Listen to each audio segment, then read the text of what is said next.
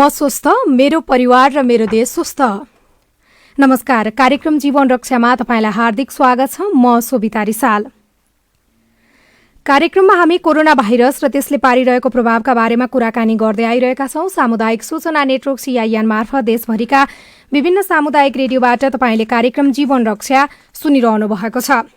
यसअघिका कार्यक्रममा हामीले corona virus र त्यसले पारेको प्रभाव र कोरोना भाइरसबाट बच्नको लागि गर्नुपर्ने उपायहरूका बारेमा कुराकानी र छलफल गर्दै आइरहेका थियौं। आजको कार्यक्रममा भने हामी स्वास्थ्यसँगै शहरी विकास र पर्यटनको विषयलाई पनि प्राथमिकताका साथ उठाउने प्रयास गर्नेछौं। कोरोना भाइरस कोभिड-19 का कारण शहर बजारको विकास निर्माणको एउटा क्रमले पनि एउटा विश्राम जस्तै लिएको छ। लकडाउनको कारण विकास निर्माणको काम लगभग ठप्प जस्तै पनि भयो।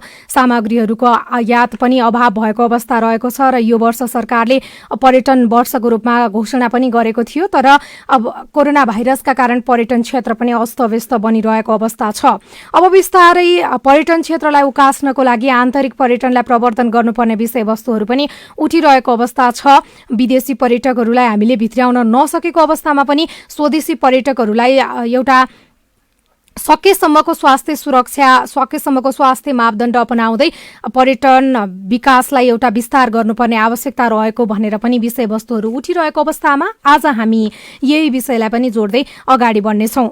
आज हामीसँग पोखरा महानगरपालिकाको शहरी विकास आयोगका उपाध्यक्ष समेत रहनुभएका विकासका विज्ञ डाक्टर रामचन्द्र लामिछाने हुनुहुन्छ। उहाँसँग हामी कुराकानी गर्नेछौँ केही बेरमा। मुख्य गरिकन पर्यटन र आर्थिक विकासको विषयलाई चाहिँ हामीले उठाउनेछौँ।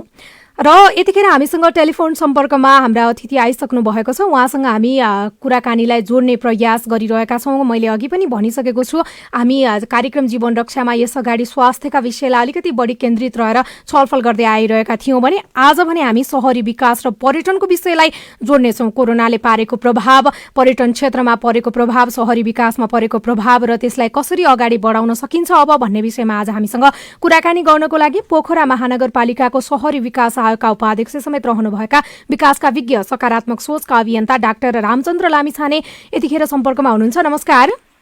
हजुर नमस्कार। यहाँलाई स्वागत छ कार्यक्रममा, CIN को कार्यक्रम जीवन रक्षामा। हजुर धेरै धन्यवाद। अब म कुराकानी कसरी सुरु गरौँ जस्तो पनि लागेको छ। पहिलो चाहिँ तपाईँ पोखरा महानगरपालिकाको शहरी विकास आयोगका उपाध्यक्ष रहनु भएको छ। विषय यहीँबाट सुरु गरौँ जस्तो लाग्छ। पर्यटन र पोखरा एकअर्काको एउटा पर्यायवाची शब्द जस्तै पनि हो, तर कोरोनाको कारणले गर्दाखेरि पर्यटनको अवस्था पनि कमजोर भएको छ, विकासको अवस्था पनि कमजोर भएको छ। कोरोनाले कतिको अप्ठ्यारो पारेको छ जस्तो लाग्छ यहाँलाई? कोरोनाले एकदमै अप्ठ्यारो पारेको छ, किनभने अब जिन्दगी नै घरभित्र सीमित भएको छ भने एकदमै सीमित सामाजिक गतिविधिहरूमा सीमितता छ र पर्यटन क्षेत्रमा चाहिँ 100% असर गरेको छ। अन्तर्राष्ट्रिय पर्यटन एकदमै ठप्प छ, खास गरी लकडाउन भइसकेपछि। जब लकडाउन भयो चैतको 12 गतेबाट अहिलेसम्म आउँदाखेरि पर्यटन एकदमै ठप्प भएको छ। लकडाउन हुनुभन्दा पूर्व पहिला नै खास गरी चाइनामा जब कोरोनाको लक्षणहरू एकदमै चाइनामा कोरोनाको महामारी बढेर गयो, अन्य अन्य देशहरूमा देखिन थाल्यो, त्यति बेलादेखि नै टुरिज्म सेक्टरमा असर गरेको थियो। लकडाउन पछि त टुरिज्म विकास लगायतका सम्पूर्ण क्षेत्रमा असर गरेको छ र ठुलो मात्रामा क्षति भएको छ। राजस्व सङ्कलन हुन सकेको छैन, दैनिक आर्थिक गतिविधिहरू हुन सकेका छैनन्। त्यसले गर्दा राज्यदेखि परिवारसम्म र व्यक्तिको जीवनचर्यासम्म यसले चाहिँ एकदमै नकारात्मक प्रभाव पारेको छ। हजुर डाक्टर साहब, तपाईँ विकासको विज्ञ पनि हुनुहुन्छ। अब समग्र विकासलाई यस्ता खालका महामारीले चाहिँ कस्तो असर पार्दो रहेछ, यो चुनौती भनौँ न एक किसिमको, के पाउनुभयो यहाँले? एकदमै विकास लगायत सम्पूर्ण कुरा चुनौतीपूर्ण रहेको छ र यस्तो महामारीले सबभन्दा पहिला त हामी कसरी सुरक्षित रहने र कसरी जीवन रक्षा गर्ने भन्ने कुरा एकदमै महत्त्वपूर्ण कुरा हो। त्यसकारण अब जुन यो कोभिड-19 को असरबाट बच्नको लागि जुन स्वस्थ मापदण्डहरू सिफारिस गरिएको छ, ती मापदण्डहरूको हुबहु लागू गरेर एकदमै सुरक्षित हुँदै अन्य विकासका कामहरू र अरू सम्पूर्ण कामहरू गर्न आवश्यक छ। किनभने अब कोरोना भनेर घरभित्र मात्रै सीमित भएर पनि केही अरू सबै गतिविधिहरू ठप्प हुन सक्दा रहेछन्। त्यसकारण कोरोनाबाट बच्ने उपायहरू खोज्दै अरू कामहरू, अरू विकासका गतिविधि अगाडि बढाउनु अबको अत्यन्तै महत्त्वपूर्ण कदम हुनेछ। त्यसकारण अबको जिन्दगी कस्तो भयो भनेदेखि अबको नर्मल लाइफ भनेको अबको सामान्य दैनिक जीवन भनेको नै कस्तो हो भनेदेखि स्वास्थ्य मापदण्डहरू अपनाउँदै आफ्ना क्रियाकलापहरू जारी राख्नु नै अबको दैनिक जिन्दगी हुनेछ। त्यसकारण त्यसरी नै हामीले आफूलाई परिभाषित गर्नुपर्ने छ। अब लगानी कहाँ गर्ने त भनौँ न, एउटा परिवारदेखि राज्यले लगानी कहाँ गर्ने त भन्दाखेरि पहिला अब हाम्रा जुन स्वास्थ्य मापदण्डहरू छन्, सुरुमा सुरक्षित रहनको लागि मास्क, सेनिटाइजर, सोसल डिस्टेन्स, अलिकति इम्युनिटी पावर बढाउने खानाहरू, यी कुराहरू पहिलो प्रायोरिटीमा रह्यो भने दोस्रो प्रायोरिटीमा जब हामी यी कुराहरूमा अभ्यस्त हुन्छौँ अनि त्यसपछि हाम्रा विकासका गतिविधि, टुरिज्मका गतिविधि लगायत अन्य सामाजिक गतिविधिलाई त्यसरी नै बढाउन पर्ने छ। त्यस्तो गर्न सकियो भने मात्रै हामीले दैनिक जीवनलाई अलिकति सहज बनाउन सक्छौँ, अन्यथा जीवन एकदमै सीमित भएर बस्छ। अब यहाँ चाहिँ सकारात्मक सोचको एउटा अभियन्ता पनि हुनुहुन्छ। अब यो बीचमा सबै कुराहरू ठप्प छ, मानिसहरूलाई दिगदार पनि लागिरहेको होला, यो बीचमा कतिपय नकारात्मक कुराहरू पनि मनमा आउने हुन्छ। अब यो समयमा यसो डाँडा काँडा जाने, रमाइलो स्थानमा जाने गर्दा मानिसहरूलाई अलिकति फ्रेस फिल हुने, सकारात्मक सोचहरू आउने अवस्था पनि पक्कै हुन्छ होला। त्यसको लागि चाहिँ अब सरकारले आन्तरिक पर्यटन प्रवर्धन गर्नलाई र नजिक नजिकको पर्यटकीय स्थललाई खोल्नुपर्छ भनेर पनि बहस भइरहेको छ। यहाँले के भन्नुहुन्छ यसमा? यस्तो छ, यहाँले एकदम सही कुरा भन्नुभयो। पर्यटन भनेको चाहिँ कस्तो, पर्यटन अथवा घुमघाम भनेको जहिले पनि नयाँ ज्ञानको स्रोत हो। नयाँ नयाँ आइडियाजहरू र आफूलाई एकदमै मानसिक रूपमा अथवा शारीरिक रूपमा दुवै स्तरमा चाहिँ चुस्त स्फूर्त राख्ने एउटा उपाय पनि हो पर्यटन भनेको। त्यसकारण यिनै स्वास्थ्यका मापदण्डहरू पुरा गर्दै अब गतिविधिहरूलाई सुचारू गर्न सक्यौँ भनेदेखि मानसिक रूपमा पनि हामी स्वस्थ रहन्छौँ भने आर्थिक गतिविधिहरू पनि सुरु हुन सक्छन्। हाम्रो 6 महिनाको अनुभवले के देखाउँछ भने लकडाउनमा भित्रै मात्रै बस्दाखेरि पनि त्यसले खासै नयाँपन केही दिन सक्दो रहन्छ। जीवन त सुरक्षा हुन सक्छ लकडाउनको कारणले, तर त्यस बाहेक पनि हामीले गर्नुपर्ने धेरै गतिविधिहरू छन्। त्यसकारण सामाजिक दूरी कायम गर्दै, सेनिटाइजरहरू प्रयोग गर्दै, अलिकति खानेकुराहरूलाई हाम्रो आदतहरूमा परिवर्तन ल्याउँदै गतिविधिहरू सञ्चालन गर्दै जाँदाखेरि पनि यसको नकारात्मक उपायहरूलाई नकारात्मक प्रभावहरूलाई घटाउन सकिन्छ भन्ने कुरा यो 6 महिनामा सिकाइ भएको छ। त्यसकारण त्यही सिकाइको आधारमा अगाडि बढ्दाखेरि ठिक हुन्छ जस्तो लाग्छ मलाई। अब यो पर्यटकीय नगरीको रूपमा समेत परिचित रहेको पोखरा महानगरपालिकाको शहरी विकास आयोगको उपाध्यक्ष पनि यहाँ रहनु भएको छ। अब पोखराले चाहिँ पर्यटकीय गतिविधिलाई कसरी अगाडि बढाउँदै पर्यटनसँग जोडेर विकासलाई अगाडि बढाउने यहाँको योजना चाहिँ के छ आगामी दिनमा? हजुर, यहाँ भर्खरै हामीले पर्यटन व्यवसायीहरूसँग छलफल गरेका छौँ। महानगरपालिकाले आफै अध्ययन गरिरहेको छ। भनौँ न दैनिक 12-13 करोड बराबरको आर्थिक क्षति भइरहेको छ पोखरा महानगरपालिकामा। हजारौँ युवाहरू चाहिँ रोजगारबाट विस्थापित हुनुभएको छ। व्यवसायीहरूमा एकदमै ठुलो तनाव सिर्जना भएको छ। व्यवसायहरू ठप्प छन्।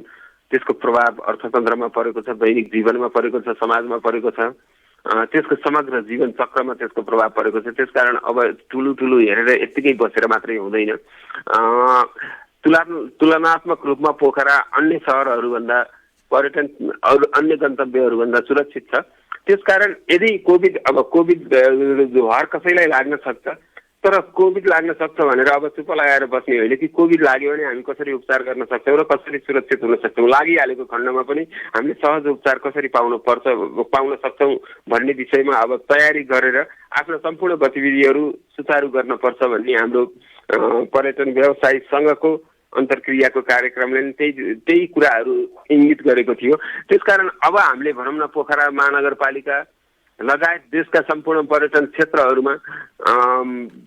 क्षेत्रहरूलाई अब सुचारू गर्दै जान पर्छ र ती क्षेत्रहरूमा PCR टेस्ट, डाक्टरको उपलब्धता, आइसोलेसन सेन्टरहरूको उपलब्धता, हस्पिटलहरूमा तदारुकता, यी सम्पूर्ण कुराहरू व्यवस्थित हुनुपर्छ। चोकमा हिँड्दाखेरि भनौँ न 1 किलोमिटर अथवा 2 किलोमिटरको दूरीमा चाहिँ हात धुने व्यवस्था भएको हिसाबले अब पूर्वाधारहरू तयार गरेर सूचना सम्प्रेषण गर्ने संयन्त्रको तदारुकता राखेर अब हामीले बिस्तारै यस क्षेत्रलाई अथवा सम्पूर्ण चिजहरूलाई गतिशील बनाउँदै जानुपर्छ। किनभने हामी सबैजना घरमै थन्किएर बस्दाखेरि के हुँदो रहेछ भनेदेखि यो एक त मानसिक तनावहरू बढेर जाने, अर्को अन्य गतिविधिहरू बढ्दाखेरि हामीमा नकारात्मक चिन्तनहरू बढ्छन्। हाम्रा सम्पूर्ण गतिविधिहरू ठप्प हुँदाखेरि समाज एकदमै स्थिर हुने र भनौँ न त्यसले अन्य नकारात्मक प्रभाव पारिरहेको अहिलेको अवस्था। यो अवस्थाबाट बाहिर जानको लागि अब सरकार, संघीय सरकार, प्रदेश सरकार, स्थानीय सरकार सबैले पर्याप्त मात्रामा लगानी कहाँ गर्न पर्यो त भन्दाखेरि यी हेल्थ प्रोटोकललाई अथवा यी स्वास्थ्य मापदण्डलाई जस्ताको तस्तै हामीले लागू गर्न सक्ने गरी संयन्त्रहरू बनाउन पर्यो। त्यो भनेको मैले अघि नै भने पर्याप्त मात्रामा सार्वजनिक ठाउँहरूमा चाहिँ हात धुने व्यवस्थाहरू गर्ने, मास्कको व्यवस्था एकदमै नर्मल तरिकाले अब मास्क उपलब्ध हुने हिसाबले व्यवस्था गर्नु पर्यो। अहिले अलिकति महँगो पर्छ मास्क किन्दाखेरि। हजुर डाक्टर साहब, जस्तो पर्यटन व्यवसायीले पनि आफ्नो होटल वा होमस्टेहरू चलाइरहनु भएको छ भने उहाँहरूले पनि केही सरकारले तोकेको स्वास्थ्य सुरक्षाको मापदण्डहरूमा उपलब्धता गराइदिनु पर्ने पक्कै छ होला। अर्को कुरा चाहिँ पोखरामा मात्रै नभएर देशैभरि विभिन्न ठाउँमा होमस्टेहरू सञ्चालनमा रहेका छन्। यदि कसैलाई घुम्न जाँदै गर्दाखेरि कोरोना भइहाल्यो भने पनि आइसोलेसनमा बस्न पनि धेरै अप्ठ्यारो नहोला। हुन त यसो गर्यो भने फेरि कोरोना गाउँ सम्म फैलिन्छ कि भन्ने अर्को चिन्ता पनि छ। तर होमस्टेहरूलाई प्रयोगमा चाहिँ कसरी लिएर आउन सकिन्छ होला यो पर्यटन सँगसँगै? यहाँको भनाइसँग म पूर्ण सहमत छु। र अब हामीले के गर्नुपर्छ भने अहिले जस्तै PCR टेस्टको जुन विलम्बता छ नि, अथवा अहिले टेस्ट दियो भने 2-3 दिन आउने परिणाम रिजल्ट आउनलाई 2-3 दिन आउने, यस्तो प्रक्रियाहरूबाट अब हाम्रो टुरिज्म सेक्टर सुचारू हुन सक्दैन। त्यसकारण PCR को व्यापकता हुनुपर्छ, यसको तदारुकता हुनुपर्छ, यसमा स्वास्थ्य कर्मीहरूको उपलब्धता हुनुपर्छ एकदमै पर्याप्त मात्रामा। त्यसकारण होमस्टे लगायत होटलहरूले पनि के गर्न पर्यो भनेदेखि स्वास्थ्य मापदण्डलाई एकदमै सहज रूपमा उपलब्ध हुन सक्ने बनाउनु पर्यो। त्यसपछि यातायातका साधनहरू, खास गरी बस अथवा हाम्रो यो हवाई यातायात, यी सबैमा चाहिँ PCR टेस्ट गर्ने र एकदम तुरन्त रिजल्ट आउने खालको व्यवस्थाहरू गरिनु पर्यो। मैले अघि नै भन्न खोजेको कुरा के हो भने अब संघीय सरकार, स्थानीय सरकार र प्रदेश सरकारको लगानी यस क्षेत्रहरूमा हुन पर्यो। टुरिज्मको लागि भनौँ न भ्यू टावर बनाउने, अन्य इन्फ्रास्ट्रक्चर बनाउने, अहिले अब त्यतातिर लगानी गर्नुभन्दा पनि स्वास्थ्य मापदण्डहरू प्राप्त गर्नको लागि, सहज रूपमा स्वास्थ्य मापदण्डहरू प्राप्त छन् भन्ने कुरा स्थापित गर्नको लागि हाम्रा सरकारका लगानी हुनुपर्छ। र यो कुरा संसारभरका मानिसहरूलाई चाहिँ सुसूचित गरिन पर्यो, ताकि नेपालमा आउनुभयो भने, पोखरामा आउनुभयो भने तपाईँलाई कोरोना लाग्यो भने पनि केही फरक पर्दैन, किनभने त्यहाँ एकदम छिटो PCR टेस्ट हुन्छ, आइसोलेसन केन्द्र हुन्छ। आइसोलेसनमा चाहिँ फरक प्रकारको मेनु छ जसले गर्दा इम्युनिटी पावर बढाउँछ। हाम्रो टोटल मेनु पनि चेन्ज हुनु पर्यो। पर्यटन व्यवसायीहरूले एउटा सन्देश के दिनु पर्यो भने अबको मेनु चाहिँ कोभिडसँग जुझ्न सक्ने गरी हामीले डिजाइन गरेका छौँ। हामीले हेल्थ प्रोफेसनलसँग बसेर, न्युट्रिसियनहरूसँग बसेर हामीले मेनु डिजाइन गरेका छौँ। त्यसकारण हाम्रा अब कर्मचारीहरू, खास गरी होटल सेक्टरमा काम गर्ने कर्मचारीहरू अत्यन्त ट्रेन छन् भन्ने म्यासेज नेपाल सरकारले पर्यटन व्यवसायीहरूले संसारलाई दिन पर्यो भनेदेखि सरकारले पनि पर्यटन व्यवसायहरूलाई यी क्षमताहरू अभिवृद्धि गर्नको लागि सहयोग गर्नुपर्छ। र पोखरा महानगरपालिकाले यो कोभिडको सिचुएसनमा कसरी सर्भिस दिने, त्यसको लागि जनशक्तिलाई कस्तो जनशक्ति तयार गर्नुपर्छ भन्ने विषयमा एकदमै केन्द्रित रहेर 57वटा गतिविधि, टुरिज्मसँग सम्बन्धित गतिविधिहरू यसपालिको वार्षिक कार्यक्रममा राखेको छ। अब पोखराले त त्यो गर्यो, कम्तीमा पनि यहाँहरू जस्तो विज्ञ त्यहाँ संलग्न हुनुहुन्छ। अब पर्यटन व्यवसायी र सरोकारवाला बीचमा अघि यहाँले जोड्नु भएको थियो, स्थानीय सरकार, प्रदेश सरकार वा सङ्घ सरकारका बीचमा पनि छलफल भएर अबको पर्यटनलाई कसरी अगाडि बढाउने भन्ने बारेमा एउटा निश्चित निर्णय गर्न अब ढिला भएको जस्तो लाग्दैन? खास गरी पहलहरू भइरहेको छन्। माननीय पर्यटन मन्त्रीज्यू यसमा एकदम सचेत हुनुहुन्छ, गण्डकी प्रदेशको मुख्यमन्त्रीज्यू एकदम सचेत हुनुहुन्छ, पोखरा महानगरपालिकाको मेयर साहब यी सबै कुराहरूमा एकदम चिन्तित हुनुहुन्छ। र एक चरणको छलफल हामीले पोखरामा गरिसकेका छौँ। सङ्घीय सांसद माननीयज्यूहरू पनि एकदमै यसमा सचेत हुनुहुन्छ, व्यवसायीहरू एकदमै खुसी हुनुहुन्छ। हामी यसरी जान सक्यौँ भने हामी पुनर्स्थापित हुन सक्छौँ भन्ने उहाँहरूलाई पनि लागिरहेको छ। त्यसकारण यहाँले भन्नुभयो जस्तै अब सञ्चार क्षेत्रले पनि एकदमै ठुलो सहयोग गर्नुपर्ने छ। अहिले खास गरी कोभिडको नकारात्मक पाटाहरू के छन् भन्दा पनि कोभिड हुँदै पनि हामी कसरी सकारात्मक तरिकाले जीवनलाई अगाडि बढाउन सक्छौँ, व्यवसायलाई अगाडि बढाउन सक्छौँ, विश्वको जनमतलाई आकर्षण गर्न सक्छौँ भन्ने कुरा एकदमै महत्त्वपूर्ण छ। किनभने अब भनेको हामी किन सचेत हुनुपर्छ भने यो त हाम्रो मात्रै होइन, आउने पुस्ताको पनि कुरा हो। आर्थिक रूपमा जब हामी कमजोर हुन्छौँ, हाम्रो भावी पुस्ता, हाम्रो आउने पुस्ता, वर्तमान पुस्तालाई त असर गर्छ नै, आउने पुस्तालाई समेत असर गर्दछ। त्यसकारण अत्यन्तै धैर्य भएर, अत्यन्तै चलाक भएर, अत्यन्तै जिम्मेवार भएर सूचनाहरू सम्प्रेषण गरिनुपर्छ र नीतिहरू निर्माण गरिनुपर्छ र कार्यान्वयन गरिनुपर्छ। त्यसकारण अहिलेको सरकारलाई एकदमै ठुलो अवसर के हो भने यस्तो स्थितिमा पनि देशलाई चलायमान बनाइराख्न सक्ने अपर्च्युनिटी सरकारको अगाडि छ र यसलाई कुनै पनि सरकारहरूले खेर जान दिनुहुन्न र पोखरा महानगरपालिकाले पूर्ण यसमा चाहिँ पूरा सचेतका साथ प्रयास गरिरहेको छ। अब देशको विकासको लागि चाहिँ पर्यटनको हिस्सा एकदमै धेरै महत्त्वपूर्ण पनि रहेको छ। कोभिडले गर्दाखेरि यो हामीले त्यो हिस्सा गुमाउनु पर्ने बाध्यता पनि एउटा ठाउँमा रहेको छ। अब हामीले पर्यटनलाई बिस्तारै जगाउनुपर्छ भन्दै गर्दाखेरि सिधै अन्तर्राष्ट्रिय स्तरका पर्यटकहरूलाई नेपाल भित्र्याउने गरिकन हामीले गतिविधि बढाउने हो वा पहिले चाहिँ आन्तरिक पर्यटनलाई मोबिलाइजेसन गरेर आन्तरिक पर्यटनलाई बढावा गरेर अनि बल्ल मात्रै विदेशी पर्यटक भित्र्याउने हो? यहाँको धारणा के छ यसमा? पर्यटन भन्नेसँग सिधै यो अर्थतन्त्रसँग जोडिएको छ, संस्कृतिसँग जोडिएको छ। त्यसकारण अहिले 6 महिनामा जुन आर्थिक गतिविधिहरू एकदमै ठप्प भएको छन्, सम्पूर्ण भनौँ न घुम्न चाहने व्यक्तिहरूको आम्दानी पनि घटेको छ। त्यसकारण पर्यटन क्षेत्रले के बुझ्नु पर्यो भने जुन हिसाबमा हाम्रा दर रेटहरू थिए, जुन हिसाबमा हाम्रा सेवा सुविधाका चार्ज हामीले पर्यटन क्षेत्रले गर्ने गर्थे, त्यसमा पुनर्परिभाषित गर्नुपर्छ र उहाँहरूले आन्तरिक रूपमा अथवा अन्तर्राष्ट्रिय रूपमा टुरिस्टहरूलाई उहाँहरूले चाहिँ रिभाइज गरेको कुरा जानकारी दिनुपर्छ पहिलो कुरा। किनभने कतिपय मान्छेहरूमा के इम्प्रेसन छ भने यतिखेर घुम्न जान हुँदैन, सुरक्षित छैन भन्ने पहिलो इम्प्रेसन छ। त्यसलाई तोड्नको लागि मैले भने अघि गरिएका कुराहरू गर्नुपर्छ। त्यसपछि पर्यटन क्षेत्रहरू एकदमै महँगो छन् भन्ने जुन आम जनमानसमा एउटा परेको छ। अहिले हामी कोभिड सेन्सिटिभ छौँ, हाम्रो मेनु हाम्रो रुमहरू त्यसरी नै डिजाइन गरिएको छ। हाम्रो बसहरूमा चाहिँ कोभिड सेन्सिटिभ तरिकाले हामीले सञ्चालन गरिरहेको छौँ। एयरलाइन्सहरूमा त्यस्तो छ। त्यसकारण तपाईँहरू ढुक्काउनुहोस् र अहिले हाम्रो प्राइस पनि एकदमै घटाएको छौँ भन्ने हिसाबको म्यासेज पनि व्यवसायीहरूले दिनुपर्छ, ताकि मान्छेहरूलाई चाहिँ एकदमै घरमा बस्दा भइरहेको छ भनेको आन्तरिक पर्यटनलाई पनि प्रवर्धन गर्नु पर्यो यो समयमा।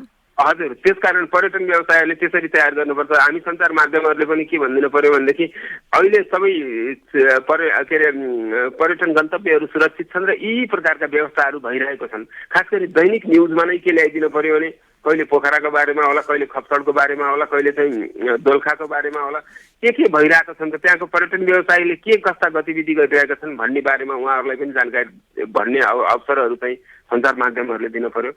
अहिले हामी संयुक्त प्रयास गरेर योसँग जुझ्नु छ भने अनि अन्तर्राष्ट्रिय स्तरको पर्यटनहरू आउनुपर्छ। नेपालमा भन्न के गरिन्छ भने पर्यटन क्षेत्रको हाम्रो जिडिपीमा 3 देखि 5% इनपुट छ, सहयोग छ भनेर भनिन्छ, तर पोखरा जस्तो ठाउँमा चाहिँ यो 20% भन्दा बढी छ। 20% को लोकल जिडिपीको हिस्सा हुनु भनेको एकदमै ठुलो हो र यो सेक्टरलाई प्रायोरिटीमा राख्न सक्यौँ र खास गरी यो 20% पनि कस्तो भने अत्यन्तै चलायमान हुने हिसाबले यहाँ चाहिँ टुरिज्म चलायमान हुँदा बल्ल अर्थतन्त्र चलायमान हुन्छ, नत्र भने पुरा समाज नै स्थिर भएको अवस्थामा अब यत्तिकै बस्न सकिँदैन।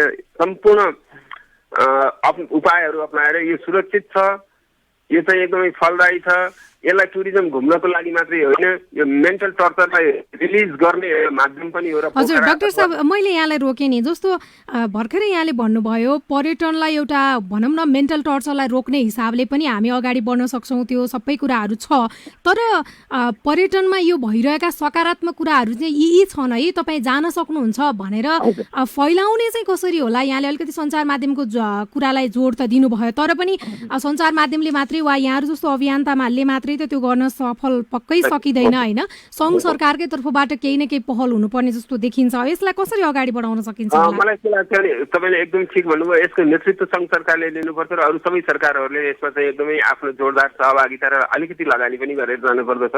किनभने अहिलेसम्म अब सङ्घीय सरकारको तर्फबाट अथवा प्रदेश अथवा स्थानीय सरकारबाट के कति प्रयास भएको छन् अन्य ठाउँमा मलाई धेरै थाहा छैन, तर पोखरामा चाहिँ हामीले सञ्चारकर्मीसँग र व्यवसायीहरूसँग बसेर अन्तर्क्रियाहरू गरिरहेको छौँ। अब सरकारको सम्बन्धित निकायहरू पर्यटन व्यवसायीहरूसँग बसेर, पर्यटन बौद्धिकहरूसँग बसेर के सकारात्मक प्रभाव हुन सक्छन्, के सकारात्मक प्रभाव छन् र अब के गर्नुपर्छ भनेर एउटा रणनीति बनाउनुपर्छ। मेरो विचारमा माननीय पर्यटन मन्त्री यसमा लागिरहनु भएको छ र सकारात्मक सन्देश दिनको लागि रणनीति कसरी बनाउन सक्छ भन्ने कुरामा उहाँले छिट्टै नै सञ्चारकर्मीहरूलाई बोलाउनुहुन्छ होला जस्तो लाग्छ मलाई। त्यस्तो प्रकारको इम्प्रेसन छ र सकारात्मक सन्देशहरू अथवा सकारात्मक कुराहरू के हुन् भन्ने कुरा चाहिँ सङ्घीय सरकारको पहलमा सञ्चारकर्मीहरूलाई जानकारी गराउन एकदमै आवश्यक छ। मेरो विचारमा सङ्घीय सरकारले यो पहल लिन्छ होला। अब अर्को कुरा चाहिँ इन्फ्रास्ट्रक्चरको कुरा, भौतिक पूर्वाधारका कुराहरू पनि कतिपय उठ्छन् पर्यटन सँगसँगै जोडिएर आएको। अब हाम्रा कतिपय विमानस्थलहरू पुनर्निर्माणका क्रममा पनि रहेका छन्, भनौँ न निर्माणकै क्रममा रहेका छन्। अब अन्तर्राष्ट्रिय विमानस्थललाई पनि थप व्यवस्थित गराउने, अनि अब भनौँ न हाम्रै भित्र रहेका कतिपय विमानस्थलहरूलाई पनि थप व्यवस्थित गराउने विषयलाई पनि हामीले अलिकति जोड गर्नुपर्छ होला। होटलहरूलाई थप व्यवस्थित गराउने, बाटोघाटोलाई व्यवस्थित गराउने, जसले गर्दाखेरि पर्यटकहरू विशेष गरी विदेशी पर्यटकहरू निर्धक्क हिँड्न सकुन् भन्ने कुरालाई पनि जोड गर्नुपर्छ होला। यसलाई चाहिँ कसरी हेर्नुहुन्छ यहाँले?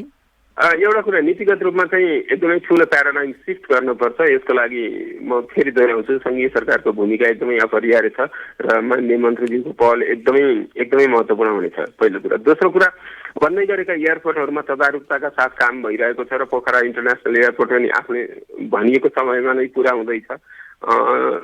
अरू लुम्बिनी एयरपोर्ट पनि त्यस्तो होला। अनि लोकल स्तरका चाहिँ पूर्वाधार निर्माण गर्नको लागि स्थानीय तहलाई एकदमै सङ्घीय सरकारले आफैले पहल गर्ने होइन कि स्थानीय सरकारहरूलाई चाहिँ फुल अथोरिटी दिन पर्यो र सङ्घीय सरकारले आफ्नो सीमित हुँदा सम्पूर्ण पूर्वाधारहरूमा सुधार गर्न सकिन्छ। त्यसकारण अब पहिलो जस्तो टुरिस्टहरू एकदमै भनौँ न निष्प्रवाह एकदम बेपरवाह घुम्ने अब त्यस्तो त हुँदैन। टुरिस्टहरूको आचरणमा पनि अलिकति परिवर्तन आउन जरुरी छ। सीमित गन्तव्यहरूमा सुरक्षित भएर अथवा गन्तव्य स्थानहरूमा सुरक्षित भएर जानुपर्छ र ती गन्तव्यहरूमा जस्तै कुनै पार्कमा टुरिस्टहरू जान्छन् अनि त्यहाँ सम्पूर्ण कुराहरू, सेनिटाइजरको व्यवस्था, हात धुने व्यवस्था, ज्वरो नाप्ने व्यवस्था, यस्तो कुरामा चाहिँ सरकारले लगानी गर्नुपर्छ। अब दरबन्दी भनौँ न, स्वास्थ्य सम्बन्धी दरबन्दी कहाँ हुनु पर्यो त भन्दा टुरिज्म स्पट्सहरूमा पनि स्वास्थ्य दरबन्दी हुनु पर्यो। जसरी अहिले हाम्रो हेल्थ पोस्ट अस्पतालहरूमा स्वास्थ्यको दरबन्दी, अब त्यसलाई मात्रै सीमित नराखी चाहिँ टुरिस्ट हाम्रो यो पर्यटन गन्तव्यहरूमा स्वास्थ्य दरबन्दी हुनु पर्यो। अब लामो दूरीका पर्यटन बसहरूमा चाहिँ स्वास्थ्यका मान्छेहरू हुनु पर्यो, व्हाइट एप्रोनहरू उनीहरूले त्यहाँ देख्नु पर्यो। अब एयरपोर्टमा एयरलाइन्समा चाहिँ एयर होस्टेज मात्रै होइन, मेडिकल पर्सन पनि हुनु पर्यो त्यहाँ। यस प्रकारको व्यवस्था गरिनु पर्यो र त्यस प्रकारको म्यासेज हामी सञ्चार माध्यमहरूले दिन पर्यो र सरकारले त्यसको नीतिगत निर्णय गरेर बजेट त्यसमा खर्च गर्नु पर्यो कि अब पुल बनाउनेतिर भन्दा पनि त्यतातिर बजेट लगानी गर्न पर्यो। अनि बल्ल हामीले एउटा विश्वास आर्जन गर्न सक्छौँ।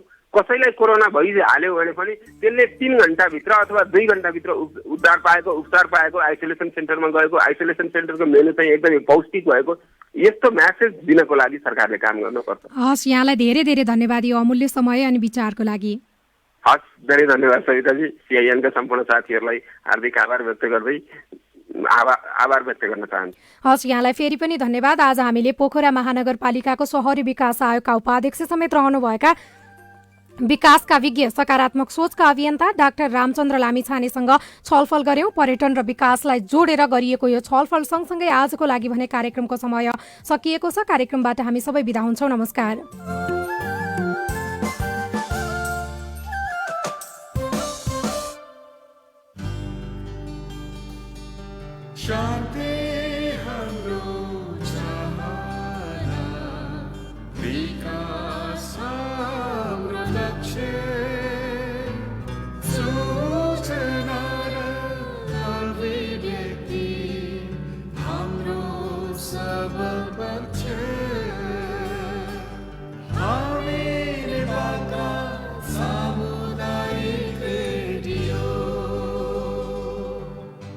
सामाजिक रूपान्तरणका लागि यो हो सामुदायिक सूचना नेटवर्क CIN।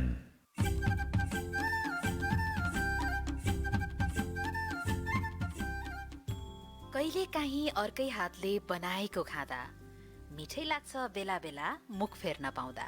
ताप्ले जुङ्की, सुमिरा लिम्बू र दिलेन्द्र देवान। तेल मजाले खराएर चाहिँ अब केही चिजहरू होइन, तपाईँको सब्जीहरू मासुहरू के लाउँदाखेरि चाहिँ जुन बडा टट्टा झाँ गरेर आवाज आउँछ नि। एकको रङ पसल, अर्काको मासु पसल, मिलिजुली घर चलाउने बानी यिनको असल।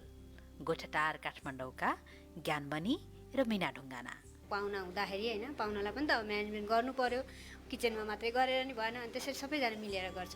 घरको काम मात्र कहाँ, व्यवसायमा पनि साझेदारी, एकले अर्कालाई साथ दिई अघि बढ्ने समझदारी। सुलुखुम्बुका टेकमान तामाङ र शान्ति तामाङको जोडी। मेसिनको काम प्रायः म भ्याउँछु, अनि डेलिभरी गर्नेको काम म भ्याउँछु र प्याकिङ गर्ने, यताउति सुकाउने काम मिसेसले गर्छ सर। मिलिजुली नेपालीमा आज यिनै 3 दम्पतिको कुरा सुनाउन शीतल तामाङ आएकी छु। घर वरिपरि सरसफाइमा व्यस्त दिलेन्द्र देवान र नजिकै ढाकाको तानमा लुगा बुन्न तल्लिन सुमिरा लिम्बू देवानसँग मैले अलि टाढै बसेर मास्क लगाएर केही बेर कुराकानी गरेकी छु। धेरै थरीको बिरुवाहरू रहेछ नि त तपाईँ कहाँ त होइन? फलहरू चाहिँ होइन मसँग आज म्याक्सिमम छ। मैले यो नेपालमा लगायत बाहिरबाट पनि मन्त्रालयदेखि राष्ट्रपति कार्यालयसम्म पुग्यो। मातृ मृत्यु दर घट्यो। न्युजिल्यान्डमा पनि होइन अब छतमै पनि अलिकति म्यानेज गरेर सानै ठाउँमा भए पनि अब म्यानेज चाहिँ अब गरेर राखिरहेको छु। अब त्यसमा वर्षमा कुनै न कुनै फल चाहिँ देख्नु पाइन्छ यहाँनिर। चाख्नै नपाए पनि देख्न सक्छ पाउनुहुन्छ। हजुरको मिसेस हुनुहुन्छ, उहाँले चाहिँ ढाकाको साडी मजाले बुनिराख्नु भएको छ। कति समय लाग्छ एउटा साडी बन्नको लागि? त्यो चाहिँ अब डिजाइन हेरी हुन्छ। अब कुनै चाहिँ 1 हप्ता पनि सक्छ, कुनै 10 दिन 12 दिन त्यस्तै लाग्छ टाइम। हजुर, उहाँ चाहिँ यता बोट बिरुवा हेर्ने, फलफुलमा हेर्ने, तपाईँ यता ढाका कपडा बुन्ने, दुवैजना व्यस्त। हजुर हजुर, हाम्रो चाहिँ आफ्नो आफ्नै उहाँको यता गर्नुहुन्छ, म चाहिँ यता। हजुर, अरू बेला चाहिँ जस्तै कि चाडबाडको बेलातिर पाहुनाहरू आउने बेलामा त्यस्तो बेलामा चाहिँ तपाईँले चाहिँ कसरी सहयोग गर्नुहुन्छ, के गर्नुहुन्छ? बढी मात्रामा त होइन मेरो मिसेसले नै कुक गर्नुहुन्छ होइन, तर म पनि कुक नगर्ने चाहिँ होइन र म जहाँसम्म लाग्छ र मलाई विश्वास पनि छ म पनि मिठै खानेकुराहरू चाहिँ बनाउँछु होइन। कम्पिटिसन चल्छ क्या हो तपाईँहरू दुईजना बिच कसले मिठो बनाउने भनेर? त्यस्तै हुन्छ। बेला बेला म च्यालेन्ज दिन्छु उनीहरूलाई होइन, आफूले पकाउने हो त्यहाँदेखि ल त खाउँ त भनेर होइन एक्स्ट्रा भेराइटीहरू हेरेर होइन बरु होइन। मैले पकाउँदाखेरि चाहिँ म चाहिँ तेल चाहिँ 0 नै हो होइन। मिठो नहोला नि त।